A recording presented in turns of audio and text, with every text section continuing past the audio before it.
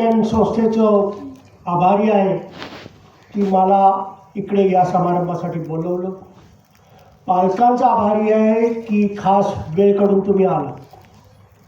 आम्ही आमचं शिक्षण कसं पुरं केलं हे आमच्या आईवडिलांना समजलं नाही. मी सांगतोय जुनी गोष्ट, माझं वय आहे 68.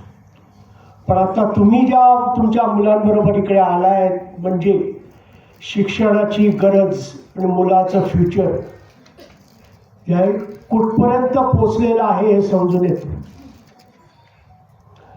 विद्यार्थी मित्रांनो, काही दिवसांनी तुमची शाळेचं शिक्षण संपणार आहे, कॉलेजचं शिक्षण संपणार आहे, मग तुम्ही काहीतरी व्यवसाय करणार आहात किंवा नोकरी करणार आहात आणि आयुष्य जगणार आहात. हा एक प्रवास आहे. जसं ट्रिपला जाताना वगैरे जर गाडी चांगली असली, रिझर्वेशन असलं, सीट मिळालेली असली खिडकीजवळ, खिशात पैसे असले, थोडा वडापाव विकणारा कोण गाडीत आला की प्रवास कसा सुखाचा होतो, तसंच या प्रवासात थोडंसं प्लॅनिंग केलं तर तुमचा हा प्रवास सुखाचा होतो. किती जरी झालं तरी शेवटी शिक्षणाला महत्त्व आहे. मग शिक्षण कुठे मिळतं? शिक्षण शाळेत मिळतं. मग ती शाळा कुठची पाहिजे?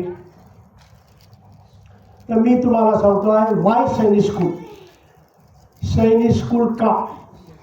मी स्वतः सैनिक शाळेत शिकलेलो आहे.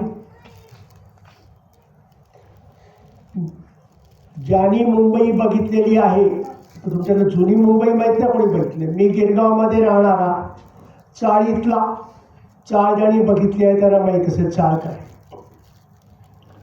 सैनिक स्कूल NDAमधनं आर्मी जॉईन करून आज इकडे जर उभा असेल तर ह्याचं सगळंच्या सगळं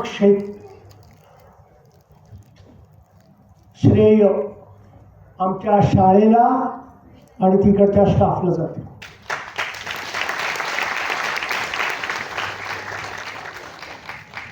आणि हे मी म्हणत नाही, कुठच्याही सातारा सैनिक शाळेच्या मुलाला तुम्ही इथं उभं करा, तो तेच सांगतो. इतकी सुंदर शाळा आहे. काही IAS ऑफिसर्स होतात, डॉक्टर्स होतात, इंजिनियर्स होतात किंवा कॉन्ट्रॅक्टर्स होतात, चार्टर्ड अकाउंटंट्स होतात. या जॉब्समध्ये सेटल व्हायला किती वय लागतो? डॉक्टर लोक तर 30-30 वर्ष शिकत असतात. त्याच्यानंतर मग त्यांची प्रॅक्टिस स्टेबलाइज झाली पाहिजे. मग एखादा मनुष्य किंवा मुलगी वयाच्या 21व्या वर्षी जर क्लास 1 गॅझेटेड ऑफिसर झाली असेल, देशाच्या संरक्षणाची जबाबदारी तिच्या किंवा त्याच्या खांद्यावर असेल तर तिला आणि तिच्या आईवडिलांना ती किती अभिमानाची गोष्ट आहे. आणि हे जर तुमच्या मुलाला करायचं असेल तर एक सोपा पर्याय म्हणजे नॅशनल डिफेन्स अकॅडमी. एकदा तुम्ही तिकडे गेला तर तुमच्या मुलाच्या सर्व गुणांची ते काळजी घेते. एकदम अप्रतिम तिथे सुविधा आहेत, ज्या तुम्ही जवळजवळ 3500 एकर जमिनीवरती दिल्या आहेत. तुम्ही म्हणाल ते सुविधा तिथे आहेत. रुटीन प्रमाणे काम चालणार आहे. तुम्ही म्हणजे जवळजवळ 33 ते 34 खेळ त्या ठिकाणी चालले जातात. आपण जर इकडे रंकाळ्यावरती बोटीत बसायला गेलो तर 250 का 300 रुपये त्यांनी सांगितलेलं मला तिकीट. तिथे एक सेलिंग क्लब आहे. दर बुधवारी आणि शनिवारी मुलांना त्या तलावात जाऊन स्वतः सेलिंग करता येतं. घोड्यावर बसायचं, राऊंड मारायचं म्हटला की 50 तर 100 रुपये लागतात. त्या सैनिक शाळेत तिथे NDA मध्ये जवळजवळ 150 घोडे. तुम्ही एखादा गेम म्हणा आणि तो तिकडे आहे. एकदा तिकडनं तुम्ही बाहेर आलात ऑफिसर म्हणून, तर तुम्हाला ज्या फॅसिलिटीज अवेलेबल आहेत त्या मुलीला, त्याची तुम्ही कल्पनाच करू शकत नाही आणि मी त्या सांगू पण शकत नाही. फॉरेनला तुम्हाला शिकायला पाठवणार, एम्बॅसीमध्ये तुम्हाला नोकरी असणार, नंतर निरनिराळ्या ठिकाणी देशात तुम्हाला जाता येतं. एखादी पूरस्थिती, भूकंप काही झाला तर तुमचं नाव पहिलं घेतलं जातं. तो ड्रेस घातला तुमच्या मुलींनी की तिच्या अंगात एक नवीन ऊर्जा येते. ते देशसेवक. मग आता तिकडे जायचं कसं? तिकडे जाण्यासाठी काहीतरी पाहिजे. जेव्हा सैनिक स्कूल 1961 साली स्थापन झाले, त्यावेळी त्याचं जे बेसिक स्ट्रक्चर होतं ते असंच होतं की सैनिक शाळा मुलांना फिजिकली आणि अकॅडमिकली, म्हणजे शारीरिक आणि अभ्यासातून असं तयार करेल की त्यातली सगळीच्या सगळी मुलं NDA मध्ये जाऊन फिट झाली पाहिजेत आणि ऑफिसर्स झाली पाहिजेत. हे त्याचं बेसिक स्ट्रक्चर होतं सैनिक शाळेमध्ये. आणि अजूनही सैनिक शाळेचं ते स्ट्रक्चरच आहे. तुमचा मुलगा आज जर तिकडे ॲडमिट झाला तर त्याच्या अभ्यासाची काळजी, त्याच्या बाकी सर्व गुणांची काळजी ती शाळा घेते. खेळ जेव्हा आम्ही होतो, इंडोर गेम्समध्ये बुद्धिबळ, कॅरम, टेबल टेनिस होतं. आउटडोअर गेममध्ये hockey, cricket, football, athletics, basketball, swimming, horse riding, golf हे गेम्स होते. आता नवीन त्यांनी तिथे टेनिस पण सुरू केलेला आहे. बिलियर्ड्सची टेबल्स आणलेली आहे. जे खेळ खेळायला तुमच्या मुलाला, या कोणाला माहीत असेल, आमच्या इकडे ते आर्मी कॅम्पमध्ये गॉल्फ कोर्स आहे. कोणाला जर गॉल्फ खेळायचं असेल तर 2 तासाचा ती 600 रुपये लागतात. हे त्या शाळेत तिकडे सगळं फुकट असतं. फुकट शिकवतात किंमत. हे सगळं त्याला फिजिकली, मेंटली तयार करण्यासाठी करतात. पण शेवटी तयार करण्यासाठी त्या मुलाला ती एंट्रन्स एक्झाम पास करणं जरुरी आहे. आणि एकदा ती एंट्रन्स एक्झाम पास करून तुम्ही सैनिक शाळेत गेला तर त्याच्या पुढची काळजी शाळा घेते. आमच्या वेळेचे जे शिक्षक होते आणि आजचे पण शिक्षकबद्दल मी सांगू शकतो तुम्हाला, 24 तास मुलांबरोबर असतात. काही पाहिजे असेल, काही प्रॉब्लेम असेल तर सॉर्ट आउट करतात. हे कसे, आणि तुम्हाला म्हणजे सगळीच मुलं काय NDAला जात नाही. जवळजवळ 25 ते 30% जातात. बाकीची मुलं ज्या ज्या प्रोफेशन्समध्ये आहेत, जिथे जिथे जातात तिथे त्यांचं काम एकदम उत्तीर्ण असतं. आजच्या दिवसात आमच्या शाळेतले जो IASचे कमी 17 ऑफिसर्स आहेत. ह्या शाळेचे MPSC झालेले जवळजवळ 40 जण आहेत.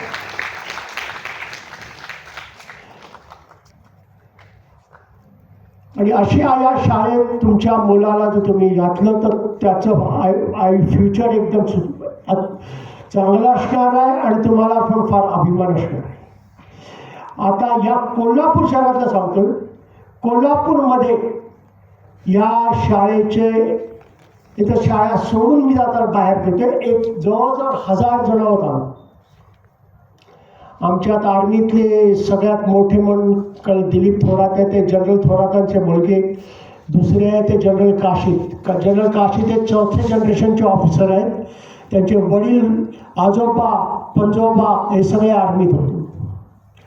जवळजवळ 35 ते 38 आमच्या शाळेतले डॉक्टर्स आहेत तिथे.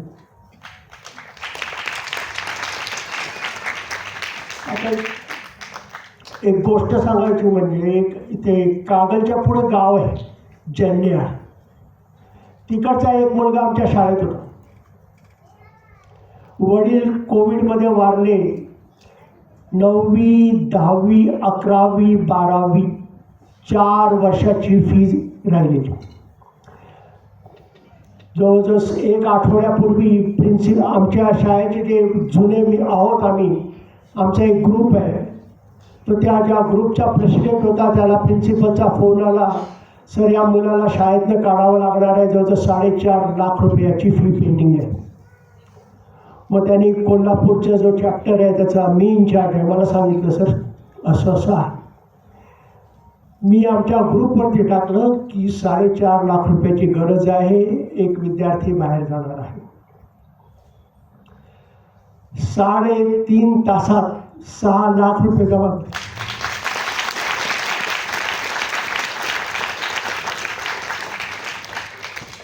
हे असं आमचं सैनिक स्कूलचं जाळ. आता ही जी मुलं जी झाली आहेत ही पण आता आमच्यातच सामील झालेली. ही लहान आहेत म्हणून त्यांचं कोण ऐकत नाही असं नाही, ते आमच्या ग्रुपमध्येच आहे. तो हा एकदम चांगलं तुमच्या मुलांचं बेस बनवणारी शाळा आहे. जर तुमचा मुलगा खरोखर या शाळेत गेला तर त्याचं आयुष्य एकदम उज्ज्वल होणार आहे. एक तुम्हाला दुसरी गोष्ट सांगतो या शाळेचं महत्त्व. मी सध्या समरजित घाटगेंच्या शाळेत शिक्षण संस्थेचे ॲडमिनिस्ट्रेटिव्ह ऑफिसर म्हणून कागलला आहे. आमच्या शाळेत थोड्या 15-16 रूम्स रिकामे होते म्हणून कोणतरी माझ्याकडे आलेलं, सर आम्हाला इथे अकॅडमी चालवायची NDA नीट आणि JEEसाठी. म्हटलं घ्या, आम्ही त्यांना भाड्यावरती अकॅडमी. 11वी 12वीचं ट्रेनिंग ती अकॅडमी चालवते आणि फी किती आहे माहिती? 1,80,000 रुपये.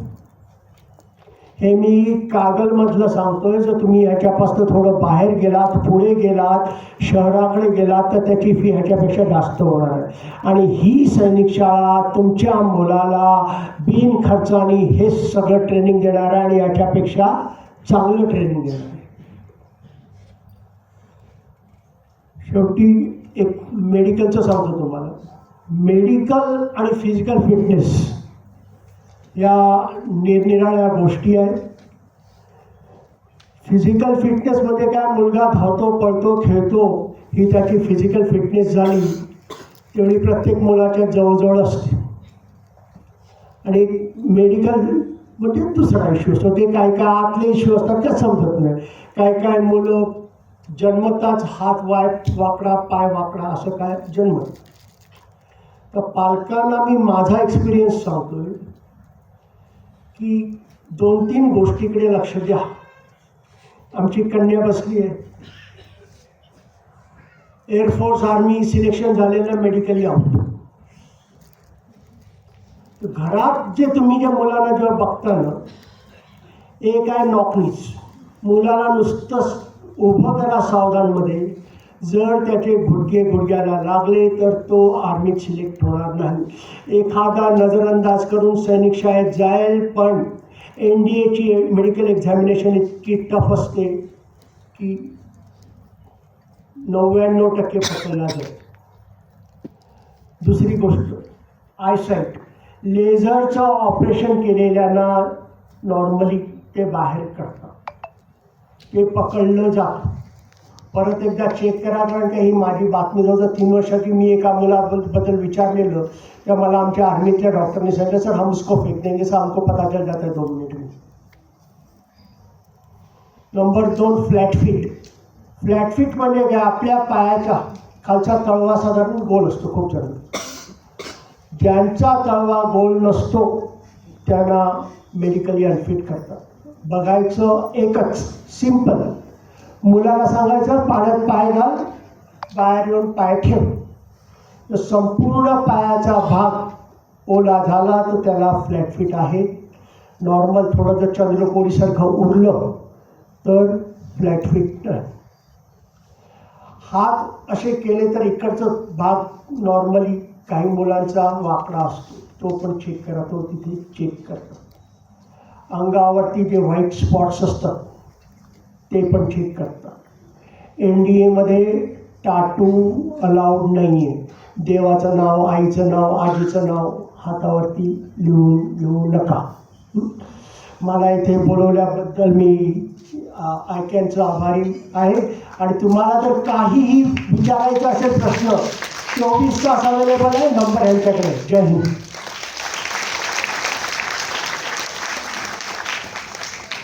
खूप छान. कर्नल वेस्ट्रिकर साहेब